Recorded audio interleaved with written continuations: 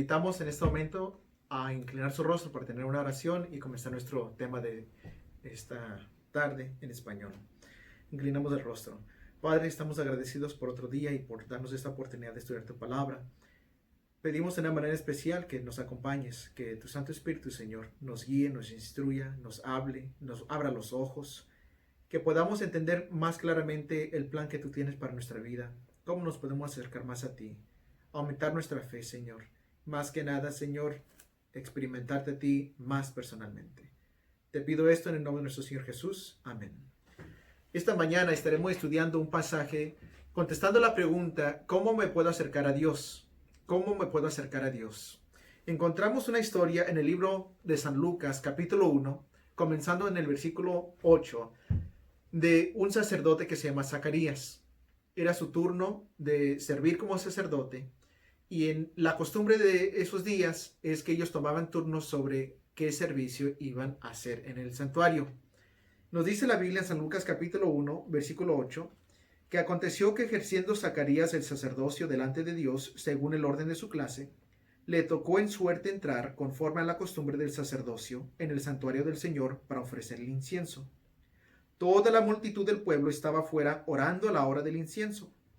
Encontramos aquí que el sacerdote entra al templo y solamente el sacerdote. Esta hora del incienso era una hora que todos aquellos que estaban fuera reconocían que era la hora de oración. Y era la manera en que ellos reconocían que es la manera que ellos se iban a acercar a Dios. Hay muchas preguntas sobre este pasaje que queremos contestar en este estudio. Como, ¿por qué en el santuario? ¿Por qué en otro lugar no? ¿Por qué era que solamente el sacerdote podía entrar y no todo el pueblo? ¿Por qué es que era el incienso que se tenía que ofrecer con las oraciones? ¿Y por qué es que la oración estaba conectada también con ese servicio especial? Todo esto es lo que vamos a estar estudiando esta mañana. Para entenderlo primero y entenderlo más claramente, tenemos que ver en qué contexto es que se presentó el santuario. ¿Por qué existe el servicio del santuario? Para esto, vamos al libro de Éxodo. Éxodo capítulo 25. Y en lo que vamos al libro de Éxodo capítulo 25, vamos a analizar y encontrar que Dios le manda a Moisés instrucciones para poder habitar entre su pueblo. Un momento, aquí en lo que comienzo el reloj. Nos dice que Dios le dice a Moisés lo siguiente, Éxodo capítulo 25 y versículo 8. Me construirán un santuario o me edificarán un santuario y habitaré en medio de ellos. Dios aquí está diciéndole a Moisés cómo es que él puede habitar en medio de su pueblo. En la creación en el jardín del Edén, Adán y Eva podían morar y vivir con Dios cara a cara. Ellos convivían como tú convives con tus hijos, con tu cónyuge, con tus amigos, cara a cara. Después del pecado, hubo una separación, hubo una distinción ahora en nuestra naturaleza. El ser humano ahora ya no podía sostener ver la gloria de Dios sin que fuese consumado.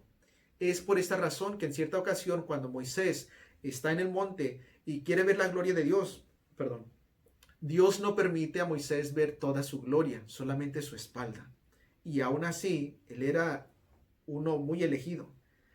Es por esto que Dios tenía un dilema. ¿Cómo me acerco yo a quienes yo amo sin consumirlos? El santuario era la clave en cómo Dios se podía acercarse a la raza humana sin consumirlos. El deseo de Dios era darle este plan de salvación a los israelitas para que ellos lo compartieran con todo el mundo. Desafortunadamente no sucedió de esta manera, pero esa era la meta, que todo el mundo iba a aprender sobre esto. En el servicio del santuario encontramos que no cualquiera persona podía acercarse a Dios. Había solamente una tribu que se había elegido para que ellos pudieran ministrar en el santuario como sacerdotes. En este servicio del santuario encontramos que en el santuario había una corte exterior. Imagínate, no sé si podemos ver aquí, es como una barda grande que rodeaba el santuario. El santuario era en el desierto, era como una carpa grande. que por dentro todo estaba hecho de tal manera que era, lo cubrían con oro. Entonces tú entrabas al santuario, o el sacerdote más bien entraba al santuario, y podía ver su reflexión a través de todo el oro. Años después se edificó el templo de Salomón, que él lo agrandó una vez que entraron a la tierra prometida. Ese lo destruyeron los babilonios, y años después se edificó otro, que es del que estamos leyendo en San Lucas capítulo 1. Pero en el desierto tenían la tienda portátil, que se podía construir, se podía guardar, y lo construían de nuevo a como se iban moviendo conforme a como Dios los iba guiando. ¿Qué es lo que había en el santuario? Vamos al libro de Hebreos capítulo 9. En Hebreos capítulo 9 encontramos lo que nos dice, y todo el libro de Hebreos nos habla mucho sobre el servicio del santuario. Hebreos capítulo 9.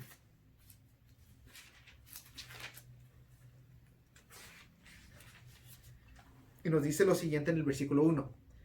Ahora bien, aún el primer pacto tenía ordenanzas de culto y un santuario terrenal, pues el tabernáculo estaba dispuesto así. En la primera parte, llamada el lugar santo, estaba el candelabro, la mesa y los panes de la propiciación.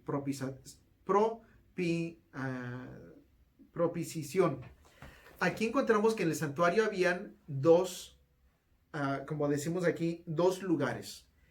Entrando por la primera cortina, porque no era una puerta, pero era una cortina, estaba el lugar santo. En este cuarto, al entrar, a tu mano izquierda estaba estoy pensando al revés como estamos grabando, pero a tu mano izquierda estaba disculpen, la mesa de panes.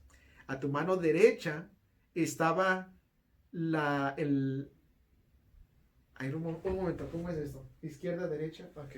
Así, a tu mano izquierda había las lámparas, ahí está, las lámparas. A tu mano izquierda estaba la mesa de los panes.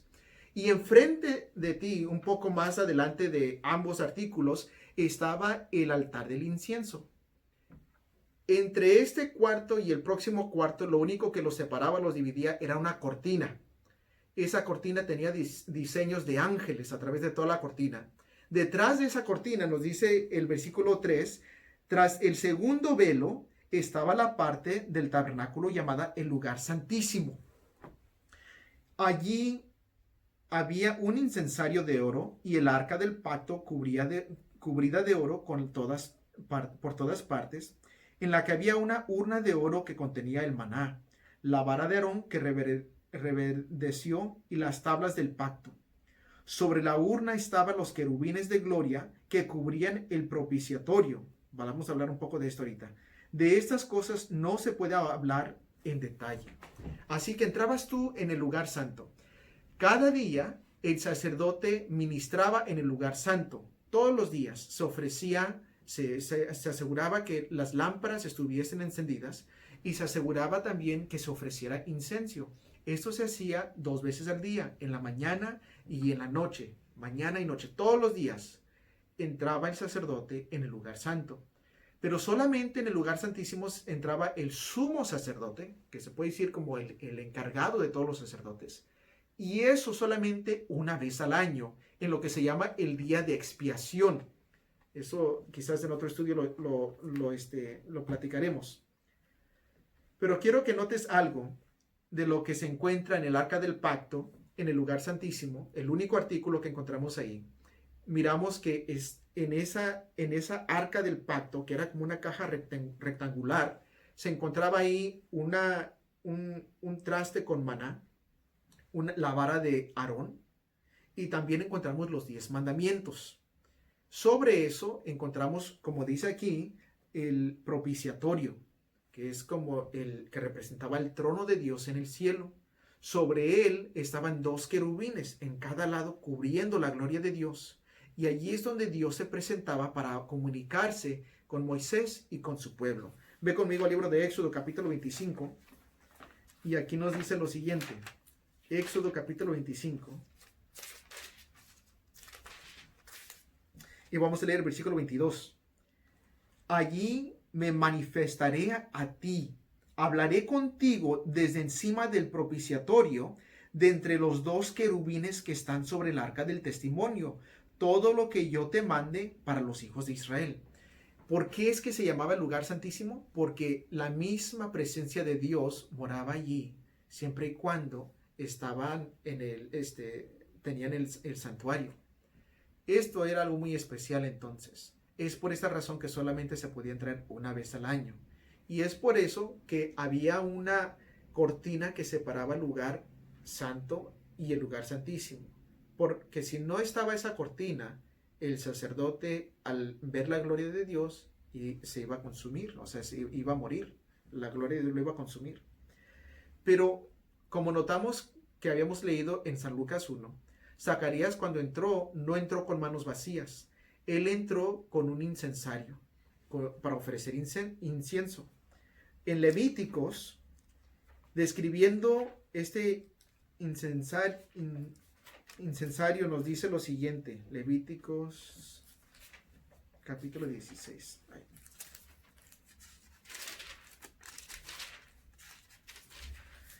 Levíticos capítulo 16 y vamos a leer los versículos 12 y 13. Después tomará un incensario lleno de brasas de fuego del altar que está delante de Jehová. Al entrar por la corte exterior, aquella barda que habíamos dicho que está afuera del santuario, había una corte afuera entre esa barda, que eran cortinas, y el santuario. Allí habían dos artículos. Estaba un artículo donde se ofrecían todos los sacrificios. Cuando alguien pecaba y quería perdón, ellos traían una ofrenda como representante del sacrificio de Jesús en el futuro. Pero no solamente era para perdón de pecados, también si era un acto de consagración, traían una ofrenda, si iban a dedicar a su hijo, como en el caso de Jesús, traían una ofrenda. Habían diferentes tipos de sacrificios. Pero el punto es que ellos allí tenían un altar de sacrificios. Ese fuego era fuego que Dios mismo había prendido. Era llama de Dios, se puede decir. Entonces, ese fuego el sacerdote tenía que traer, como leímos aquí, y nos sigue diciendo el versículo 12. Después tomará un incensario lleno de brasas de fuego del altar que está delante de Jehová y 2 puñados del perfume aromático molido, y los llevará detrás del velo. Esos puños de perfume aromático es el incienso que se estaba ofreciendo. Servía, se puede decir, como de 2 o 3 maneras. Una servía porque iba a crear humo y eso iba a proteger al sacerdote. Nota lo que dice aquí enseguida. Pondrá el perfume sobre el fuego delante de Jehová y la nube del perfume cubrirá el propiciatorio que está sobre el testimonio para que no muera. Esta nube era como, se pudiera decir, una protección entre el sacerdote y la gloria de Dios para que el sacerdote no, como dice aquí, no muriera. Era una protección. Esta nube, este incienso, nos dice la Biblia que era un olor aromático, agradable para Dios. Él le encantaba el olor de este incienso que ofrecía, que se unía la gente con sus oraciones. Así que tenemos que era una nube para proteger al que se presentaba ante Dios. Era también algo aromático para Dios y era algo también que la gente se podía unir con cuando miraban la nube ascender del santuario. ¿Qué tiene esto que ver con lo que nosotros estamos estudiando y cómo tú y yo nos podemos acercar a Dios? En Apocalipsis capítulo 8, Juan ve una visión donde ve que esto se está llevando a cabo no en la tierra, sino en el cielo. Tienes que entender que en el año 70 hubo una destrucción, que se llama la destrucción de Jerusalén. Se destruyeron Jerusalén, el templo, todo. Desde ese entonces no se ha vuelto a edificar de nuevo el templo de Dios. Entonces Hebreos nos presenta que ese templo era simplemente figura del verdadero santuario que está en el cielo. Todos estos sacerdotes simplemente eran representantes de Jesús y la obra que Jesús iba a hacer en el futuro. Es por eso tan importante entender este servicio. y entender lo que estamos estudiando en San Lucas 1, del 8 al 10, que la obra que Zacarías estaba haciendo estaba representando la obra que Jesús iba a hacer una vez que él resucitara y fuese al cielo.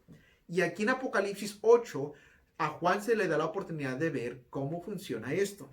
Nos dice aquí en Apocalipsis capítulo 8, versículo 3. Otro ángel vino entonces y se paró ante el altar con un incensario de oro. Se le dio mucho incienso para añadirlo a las oraciones de todos los santos sobre el altar de oro que estaba delante del trono. Nota de nuevo, hay un intercesor, tiene un incensario de oro. Nos dice allí que con las oraciones de los santos está mezclado también, o se le agrega este incienso para que se mezcle con las oraciones de los santos. Eso es importante y muy clave. Vamos a anotar eso un poco más adelante. Pero el versículo 4 nos dice, el humo del incienso con las oraciones de los santos subió de la mano del ángel a la presencia de Dios. Quiero que notes algo en este momento. Cuando el sacerdote entraba al lugar santo, se ofrecía el incienso. Y había una nube que no solamente ese olor entraba y llenaba todo el santuario, pero también ascendía y la gente por fuera miraban, es tiempo de orar, está subiendo el incienso, voy a unir mis oraciones a eso. ¿Eso qué tiene que ver con nosotros? Una última cosa que quiero decir antes de contestar esto. Ese velo, esa cortina que separaba el lugar santo y el lugar santísimo, no llegaba hasta el techo del santuario, porque el techo estaba así. Entonces la cortina solamente cubría hasta cierto nivel. Había parte del lugar santo, más bien los rayos de la gloria de Dios, que se podían ver, algunos rayos, parte de la luz de la gloria de Dios desde el lugar santo, por ese espacio que la cortina no cubría. No solamente se miraba la gloria de Dios desde el lugar santo, sino que cuando se ofrecía el incienso, parte del humo pasaba hacia el lugar santísimo. En otras palabras, cada día ese incienso y las oraciones de los santos, había una unidad, un acercamiento de la gloria de Dios. Y aquellos que se unían a las oraciones, al incienso, y allí se unía el humo del incienso, el olor, la gloria de Dios y las oraciones de los santos. No sé si tú estás captando lo que estamos entendiendo aquí, pero ¿cómo me puedo yo acercar a Dios? El judío entendía que la manera más cerca de todos los artículos en el lugar santo, el altar del incienso era el artículo más cerca a la presencia de Dios. Pero más que el artículo del incienso, las oraciones de ellos mismos ascendían a la misma presencia de Dios. Y esto que tiene que ver con el hecho de que estaba el sacerdote allí enfrente de Dios. Bueno, ve conmigo el libro de Éxodo, porque aquí se pone muy interesante. ¿Recuerdas que habíamos dicho que solamente el sacerdote podía entrar al santuario y acercarse a Dios? Bueno, no te dije toda la verdad. En Éxodo capítulo 8 y el versículo 29 encontramos que había un pectoral que tenían que formar para el sacerdote. Este pectoral, en su pectoral tenían 12 piedras. Eran 4 filas y 3 piedras en cada una. Cada piedra tenía un nombre escrito en ellos. Era una de las tribus. Habían 12 tribus, así es que eran 12 piedras, una para cada tribu. Aparte de eso, se le había asignado ponerles 2 piedras, una en el hombro izquierdo y el derecho, y en cada piedra 6 nombres de cada tribu, 2 en total. ¿Y por qué es que el Señor les dijo que hiciera esto? En Éxodo capítulo 28, versículo 29 nos dice lo siguiente. Así llevaron los nombres de los hijos de Israel en el pectoral del juicio sobre su corazón. ¿Notas esto? Esto está simbolizando que el sacerdote, al entrar al santuario y a la presencia de Dios, tiene los nombres del pueblo de Israel en su corazón. Cuando entra en el santuario como memorial perpetuo delante de Jehová, O sea que esto era algo que se iba a hacer todo el tiempo para significar la obra de Jesús. Pondrás en el pectoral del juicio el Urim y el Tumim, para que esté sobre el corazón de Aarón cuando entre delante de Jehová. El Urim y el Tumim eran las piedras en los hombros. Y llevará siempre Aarón el juicio de los hijos de Israel sobre su corazón. ¿Dónde? En la presencia de Jehová.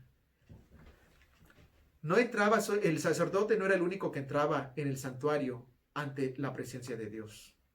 Toda persona cuyos nombres estaban escritos en el corazón del sacerdote, que se unían en oración al tiempo que el sacerdote entraba, a ellos también se les representaba. Ellos eran a los que estaba representando el sacerdote.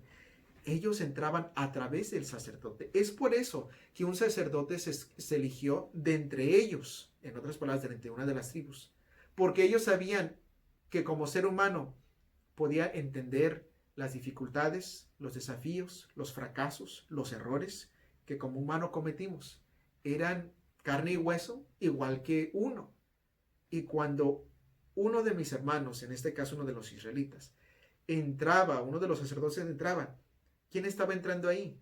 Sino que un hermano mío, alguien que me entiende por experiencia. Ahora entiendes lo que Jesús hace por nosotros. ¿Por qué se humanó Jesús? ¿Por qué vino Él a hacerse hermano de nosotros, como dicen Hebreos? Que Él no se avergüenza de llamarnos hermanos. Porque Jesucristo vino a ser tentado en todas las cosas como nosotros. Caminó en los pasos que nosotros tenemos que caminar para entendernos. Para que cuando Él regresase al cielo como nuestro sumo sacerdote, Él entiende tus batallas, Él entiende las vergüenzas que pasas, quizás cómo la gente se burla de ti porque se burlaban de Él. Hasta el pecado Él lo entiende, no porque Él lo cometió, sino porque Él sintió la fuerza del pecado en su vida. En todo aspecto fue tentado como nosotros, sin embargo nunca pecó.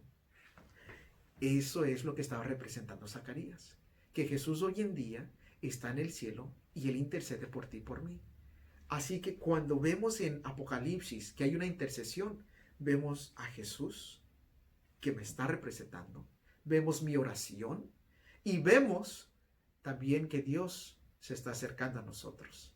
Esas tres partes. Sin el sacerdote, sin el incienso, no puedo ofrecer mi oración, porque soy pecador, soy imperfecto, pero Jesucristo me cubre con su gracia. Él ofrece el olor agradable a su Padre de sus obras, de su vida, de su sacrificio, y lo mezcla con mis oraciones para que puedan ser aceptadas. Sigamos aquí al libro de 1 Timoteo, porque aquí Timoteo nos presenta un punto muy importante en relación a lo que estamos hablando. Hoy en día nosotros entendemos que hay varios que intentan de decir que ellos pueden interceder por ti como tu sacerdote. Pero en 1 Timoteo capítulo 2 versículo 5 nos dice, pues hay un solo Dios y un solo mediador entre Dios y los hombres, Jesucristo, hombre. Jesús es el único mediador.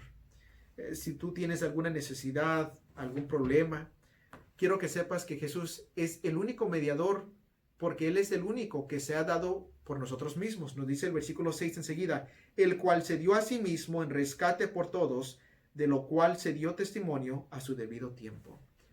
Jesús pagó el precio, y porque Él pagó el precio de ofrecerse a sí mismo como sacrificio, es el único que tiene el derecho de ser un sacerdote nuestro. ¿A quién le confieso mis pecados? Sino que a Dios, a través de Jesús.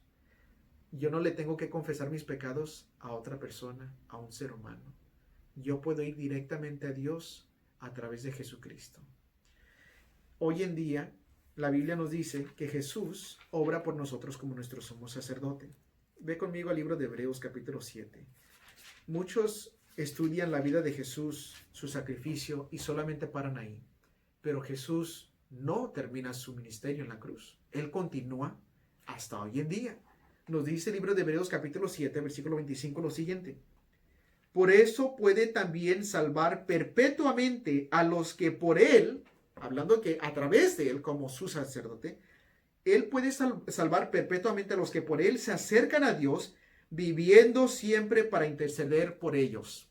¿La intercesión de Jesús es esencial para tu salvación? Sí.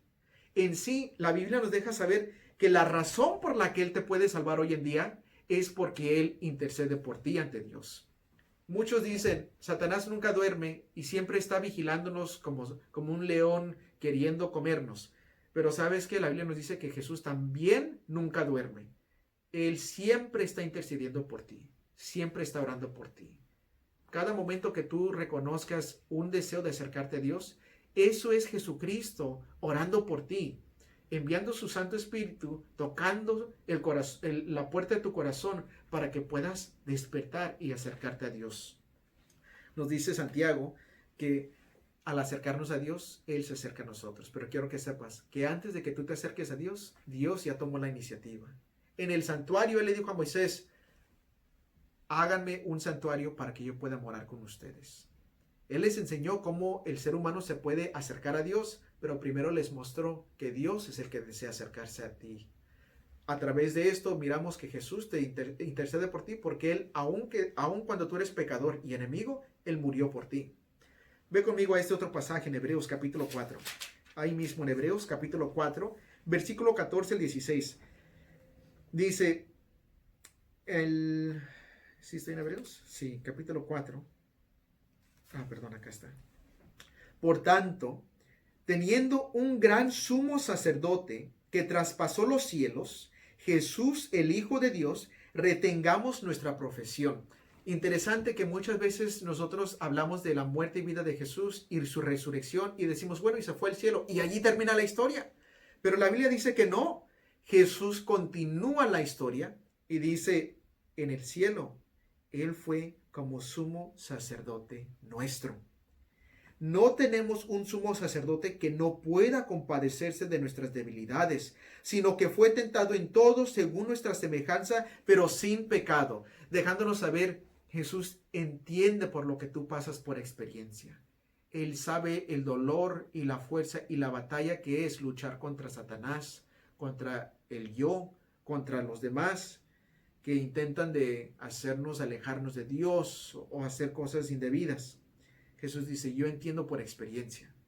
Y el versículo 6 dice, por esta razón, acerquémonos pues.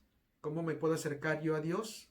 A través de Jesús, a través de la oración, intercediendo Jesús por nosotros. Acerquémonos pues confiadamente al trono de la gracia para alcanzar misericordia y hallar gracia para el oportuno socorro. ¿Deseas más poder de Dios en tu vida? ¿Deseas más de su gracia transformadora? ¿Deseas más comunión con Dios? ¿Más perdón de Él? Acércate a Él a través de la oración.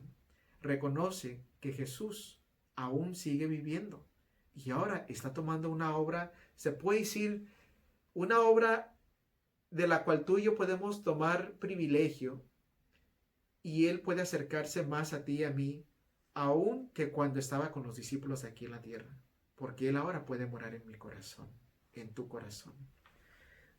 Isaías capítulo 49 nos dice lo siguiente para concluir, hablando de la obra profética de Jesús. ¿Se olvidará la mujer de lo que dio a luz para dejar de compadecerse del hijo de su vientre? Aunque olvide ella, yo nunca me olvidaré de ti.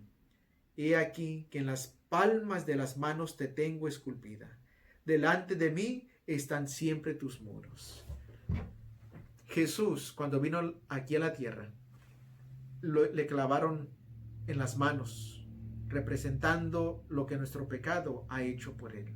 Pero realmente, esos clavos inscribieron en sus palmas tu nombre, inscribieron mi nombre. Y cuando Jesús se presenta ante su Padre, Él te presenta a ti. Y Él me presenta a mí. Y Él dice, Padre, yo morí por ella, yo morí por Él. Aquí yo los represento. Ellos vienen a través de mi intercesión y aquí están sus nombres. Tristemente, muy pocos reconocen esto y muy pocos se acercan a Dios. Porque Satanás les dice, tú no vales la pena. Mira lo que has hecho en tu vida. ¿Tú crees que Dios te va a aceptar de esa manera? ¿Tú crees que Dios quiere a alguien sucio como tú? Si otros supieran lo que tú has hecho, ellos también no se acercaran a ti. Entonces, con esa culpa, con esa conciencia de lo que hemos hecho, se siente el ser humano que no se puede acercar a Dios. Pero quiero que sepas que Jesús dice, yo sé lo que tú hiciste, es cierto. Y porque yo sé lo que tú hiciste, por eso morí por ti. Porque nadie más te podía limpiar, ofrecer perdón, sino que solamente yo. Y es por eso que tu nombre está inscrito en las palmas de mi mano. Para que tú te puedas venir y unir conmigo, orar y reconocer que yo he pagado el pecado de tu pecado. La paga de tu pecado. Hoy en día Jesús nos invita a nosotros, así como Él está en el santuario celestial, unir nosotros nuestras oraciones a la intercesión de Jesús. Porque Él presenta tu nombre en la palma de sus manos. Padre, aquí está su nombre. Yo morí por esta persona. Acepta su confesión y también cúbrele con la sangre mía. Cuando tú oras, tú no estás bajando a Dios a tu nivel, al contrario, Dios te está elevando a su presencia. Es por eso que al orar te estás acercando a Dios. Vas hasta el mismo trono de Dios a través de Jesús. Proponte en estos días. Estamos en nuestra iglesia teniendo 100 días de oración. Proponte a decir, Señor, yo deseo acercarme a ti y me voy a acercar a ti. Yo acepto que Jesús me está representando. Él está intercediendo por mí. Él está orando por mí. Y yo uno mi oración a Él porque Él es mi representante. Él me entiende. A través de Él puedo recibir esa gracia. Y quiero que sepas que vas a ver una transformación cuando tú haces eso. ¿Te gustaría unirte a la intercesión de Jesús, orándole a Dios a través de Jesucristo? ¿Por qué no me acompañes en una oración en este momento? Padre, gracias te damos por esta enseñanza tan maravillosa y tan linda de la obra de Jesús, que su obra no terminó solamente con su vida y su muerte aquí en la tierra.